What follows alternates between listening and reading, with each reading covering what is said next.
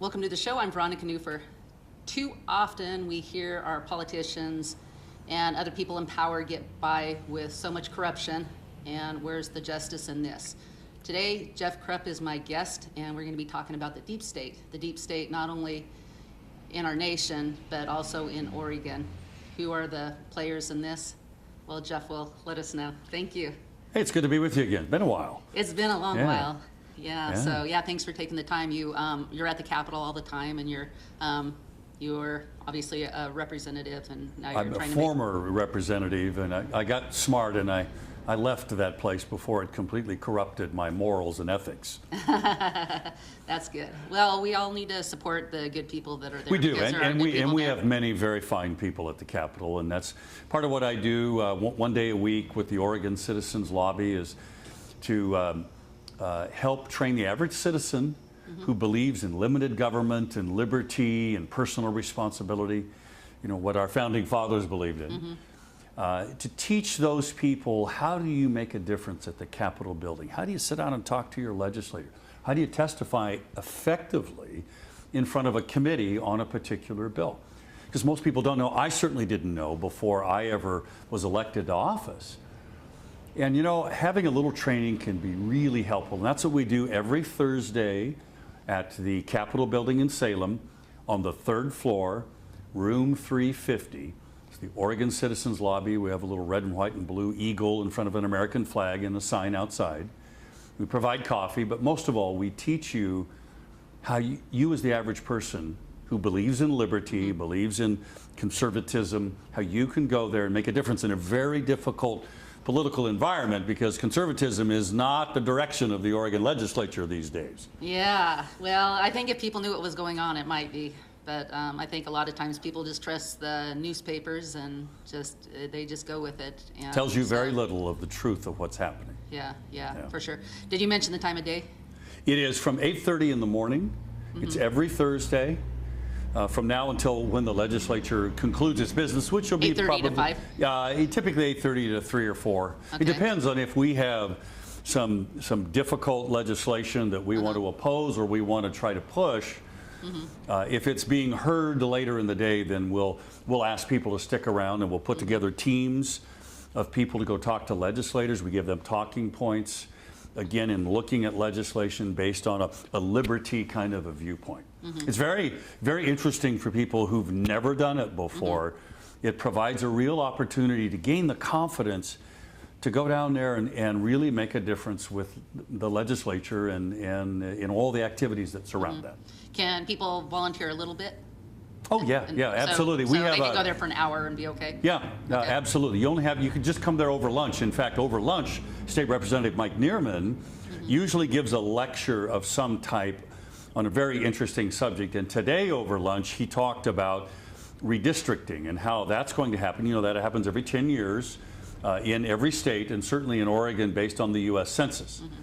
So there will be a complete redrawing of all the state Senate, the state representatives for the House of Representatives lines. They will change, as will the congressional lines. It doesn't affect the U.S. Senate at all, obviously, but on the congressional side, it certainly does. And Oregon's likely to pick up another congressional seat.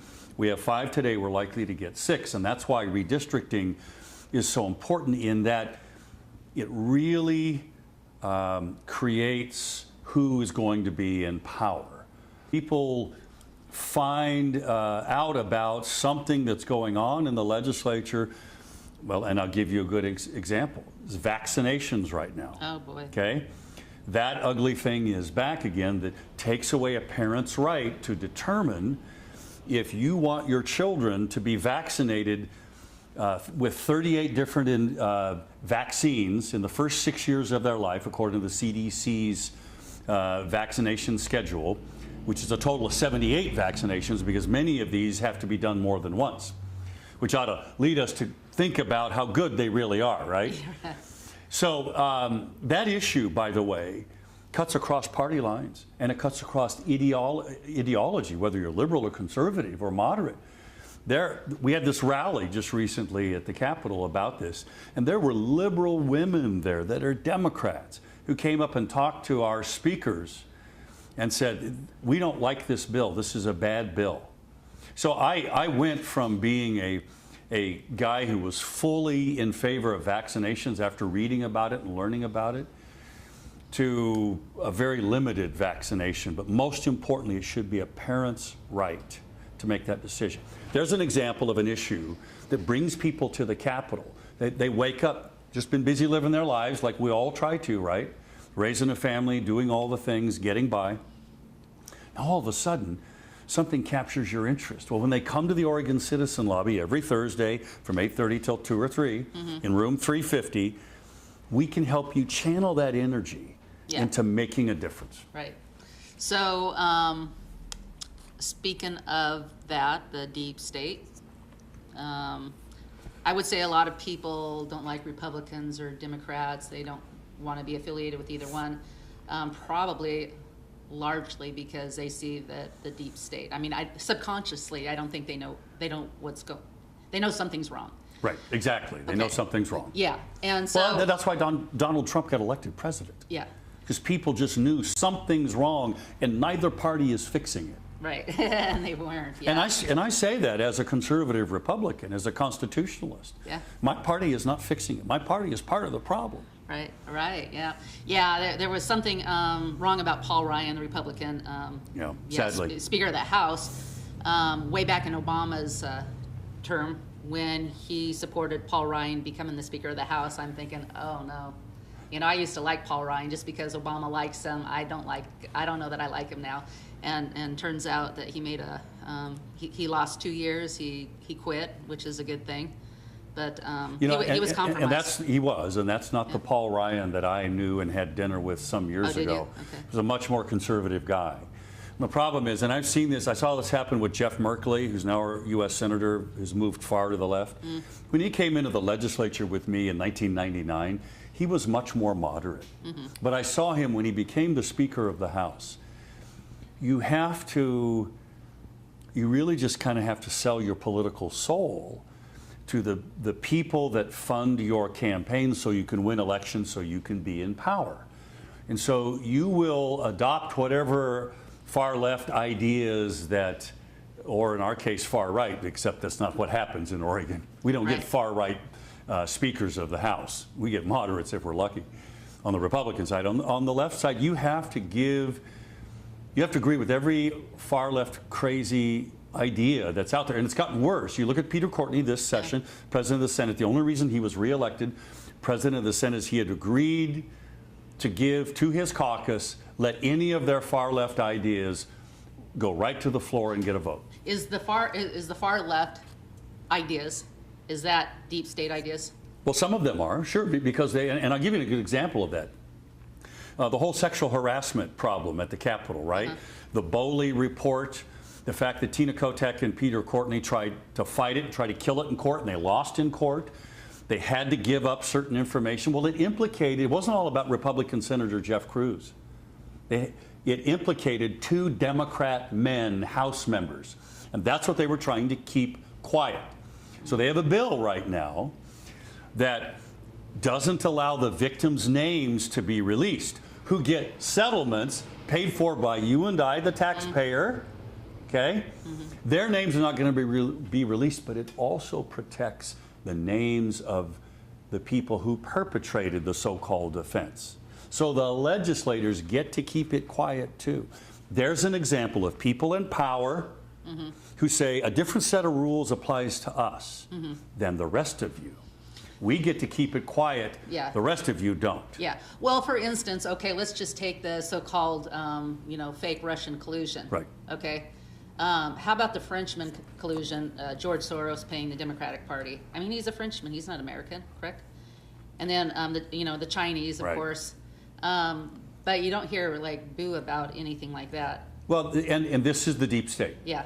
This is the media protecting the people that think like them, whether they are people deep in the bureaucrats, deep inside government that cover up bad things. And right here in Oregon, that's Kate Brown's utter failure at trying to do anything to reform the long-time, well-known problems in the foster care system here. She's done nothing for it. She said she did, but the reality is she didn't. that was covered up for a long time and was covered up by the bureaucrats who knew that they needed, that certain things had happened, like kids dying, kids being sent out of state in foster care to like Iowa and getting raped, okay, by a pedophile who worked there. All of this was covered up while Kate Brown was running for re-election for governor. There's an example of the deep state. The news media protected it. Remember how they protected Neil Goldschmidt, right? Mm-hmm. Okay, Oregon's pedophile governor, right? And then you get, in at least on the higher level of the U.S. government, you get the military-industrial intelligence complex, okay? And these are the deep state agencies that were so profoundly engaged, as we are coming to see more every day, in this fake Russia hoax, in this attempt to overthrow Donald Trump as a president. Yep. All of these people work together. These are the elites who come from the best universities, right? Mm-hmm. That get these jobs, and they have an elitist attitude that, and I saw this, I have to tell you, the time I served in the Oregon House of Representatives, which was 8 years, I even saw Republicans fall prey to this attitude that, well, because we're involved in the nuances in these incredibly complex issues, we know better than everybody else, and we just have to make the decisions because the average person just can't understand it. Mm-hmm. That's a very dangerous thing to think, and I heard Republicans say that, let alone Democrats. This is why, first of all, we need term limits, in my humble opinion, number one. Mm-hmm. But that would take care of most of this, I think. It would take care of that part of it. It also actually gives more power to the deep state bureaucracy and the deep state lobbyists, okay, that are part of this power structure. So the deep state are people who believe ultimately that they are above the law. And that's why they make laws that protect themselves. That's why Congress for so many years has exempted themselves from the very laws that they pass that the rest of us have to abide by. Mm-hmm. People know that's just wrong. And we know it's wrong when we see the deep state protect Kate Brown here during an election with stories that would be very politically damaging to her. And that was done within the bureaucracy. So what's the difference between the deep state and just left-leaning Democrats, the media that are left-leaning, the Rhino Republicans? I mean, what's the difference? Because a lot of times when you say the deep state, it's, you know, people just think, well, yeah, that's a Democrat. I'm a Democrat, and so they don't really. No, it isn't. Worry too much about it. It is. I think it crosses party lines. Yeah. Okay, and then let me give you a good example. James Comey, the utterly disgraced and despicable former FBI director, is a Republican. Robert Mueller is a Republican. And they are deep statists that protect themselves. And it's well known, the stories about how Comey worked to get Mueller a special deal that benefited Mueller with a lot of money, or it might be vice versa. Anyway, it's well documented, okay? This is what happens in the deep state. And it happens to a lesser extent here because the reach isn't quite as powerful as it is, but it still happens here. And it happens here if you take the public employee unions, for instance, that have all the money and power in this state. They direct, along with the big environmental organizations that make billions of dollars from the taxpayers, along with the trial lawyers, you know, these cabals of government worker unions and the big environmental groups and the lawyers. Again, these are elitists, and what they do is they vary with a very heavy hand. They keep people on their side in line, okay? You don't step out of line, because if you do, you get a primary. That's how Shemia Fagan beat State Senator Rod Monroe, who had been Peter Courtney's ally in the Oregon Senate, who was the main opponent who opposed rent control in the last legislative session. Mm-hmm. She beat him because he dared to go against the deep state left. And he's a Democrat? Yes, okay. And a liberal Democrat at that. He would be considered a moderate compared to the woman, Shemia Fagan, who replaced him. She's the one promoting 16-year-olds voting in Oregon, okay? Yeah. She's far left radical. There's an example of what happens on the left if you go against them. Yep. They will take you out. You have to be for not just abortion, you have to be for partial birth abortion, a gruesome act. Infanticide, right? Infanticide, live birth abortion. So it's just getting worse and worse. It is. And at what point do we think this deep state mentality that is mostly on the Democrat side, it certainly is in Oregon because they're the people that run everything here, right? Republicans have no power. They have virtually no ability to stop anything going on in the legislature right now. Again, a consequence of elections. Well, how do we fix that, Veronica? In my mind, the way that we fix it is we expose it, because it's what you said earlier. People just had a sense with Trump's election, something's wrong and we got to fix it. And they turned to a guy who was not perceived as being part of the problem. Trump had never served in office before. Yes, he was unorthodox. Yes, he was controversial. But you know what? People said, well, why not? Because the people that have been in charge all this time, the establishment, the deep state of both parties, are failing us in so many ways. Yeah. The same is true here in Oregon. The sad part is right now, the people that are in control are going to pass such onerous legislation that takes away our parental rights, it takes away our Second Amendment rights. In some cases, will take away our First Amendment rights. Yeah. Okay? Yeah. Well, we see that going on. Yeah. A lot of people, it's happening in the shadows. Right. That's going to happen. That's going to come out of this legislature. That's a consequence of elections. Yeah. So the way we fix it is to elect the right people. We have to come together, we the people, and rise up in sufficient numbers across party lines. And the vaccinations issue is one of those issues. So will be this carbon cap and trade scam that they're going to put on. That's going to massively explode our cost of living for the average person. The middle class people can't afford it.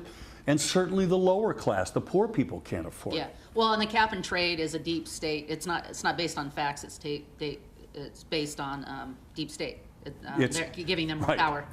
Yeah, and that's precisely what it does. Yeah. And there's so many more. We have paid family leave that creates an entire new insurance system run by the state of Oregon, hires 250 more employees, and it allows somebody to go off of work for 32 weeks and get paid. Oh, my goodness. Almost 100% of their salary. Wow.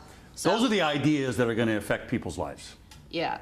So I want to, when I think of the deep state, I'm going to say some words, and I want you to say if I'm right or wrong. Okay. Okay, I think of communism. I think of the United Nations, New World Order, Agenda 30, human sex trafficking.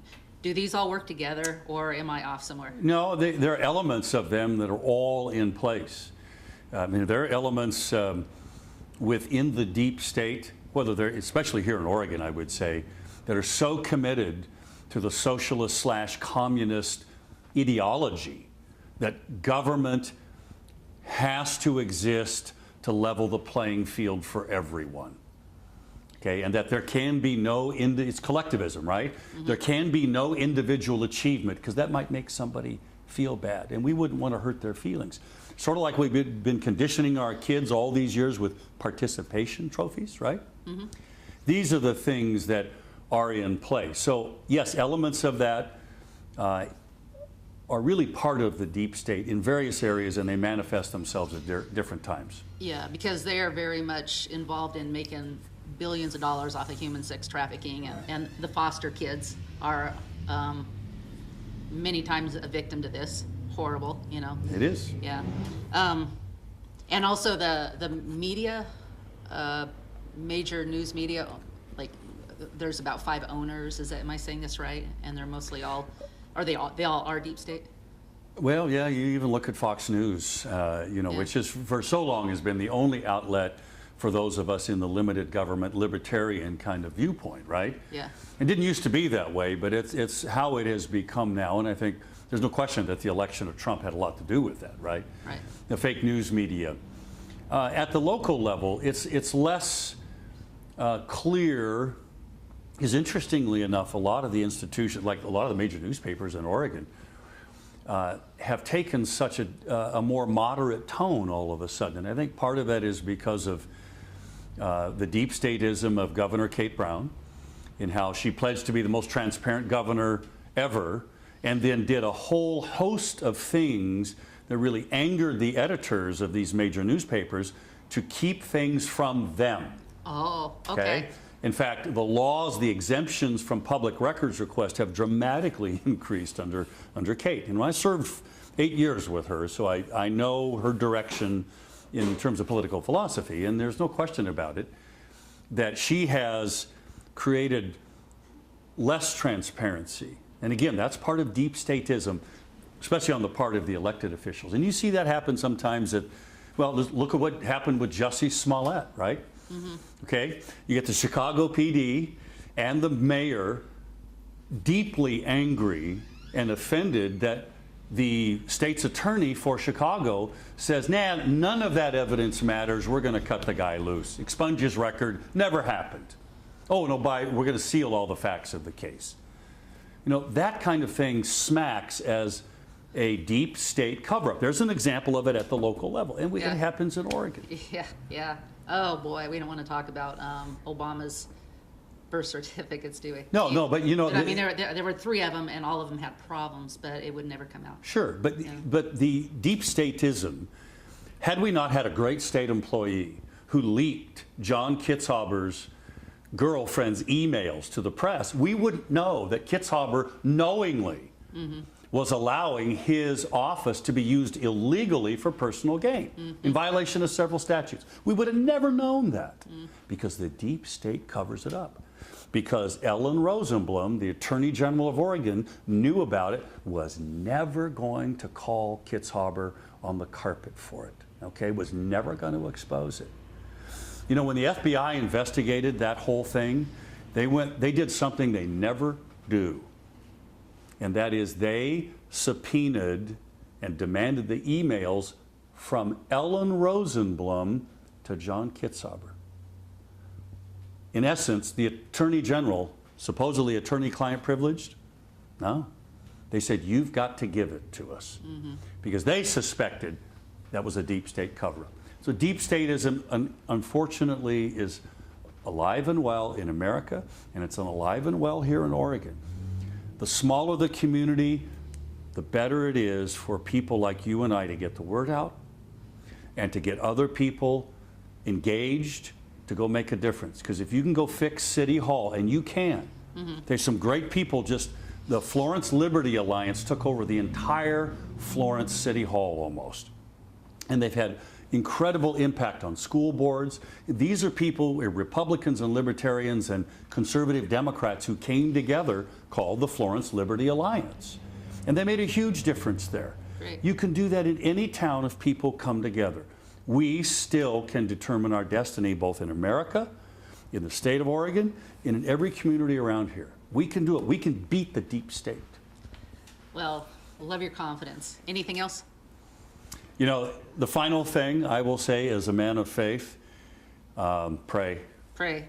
That is the thing we need the most. Pray for our leaders. I pray for Kate Brown. Definitely. And Tina and Peter, even though I adamantly am their political foe. Okay? I don't wish them any individual harm, but I want their bad ideas that I think are not good for liberty, are not good for the founding principles. I want those ideas to be defeated. So we need to pray for them for wisdom, and we need to pray for people on our side who are down there serving, the really good people that are not part of the problem. Pray for them to give them wisdom. Yeah, excellent advice. Excellent advice. You know, if every Christian in Oregon prayed for Kate Brown, I would imagine she'd probably become a believer. She wouldn't have any choice. She couldn't fight it. She couldn't fight it, yeah. Wouldn't that be fun? No, that would be fun. But the problem is a lot of times we complain, and that makes things worse. You see, we're supposed to bless our enemies, or we're also supposed to bless our government. Not that we bless them in them doing something wrong, but we bless them so they can hear from heaven, you know, God's will for our state. So, and of course, definitely pray for our president. He's under so much attack It's amazing that he's been as resilient as he has. Yeah, and I think it's because there has been a lot of people praying for him. You know, I get a lot of messages on Facebook, pray for him, pray for him. So we need to keep that up and even double down on that. And the Oregon City Citizen Lobbyists, Thursday, 8:30 to 3 or 4. You can participate as much or as little as you need to. Just be Room involved. 350. Room 350. Just show up there, or go to Facebook, and if you want more information on that. Thank you for tuning in. Have a good week. Bye-bye. Inspiration. Arts and crafts. Health and wellness. Communication and information. We're here to encourage and inspire you. You have a gift? We know you do. And so do we. Whether you come in to look by or want to promote your gift, we invite you to come in because when we're working together, we can accomplish great things.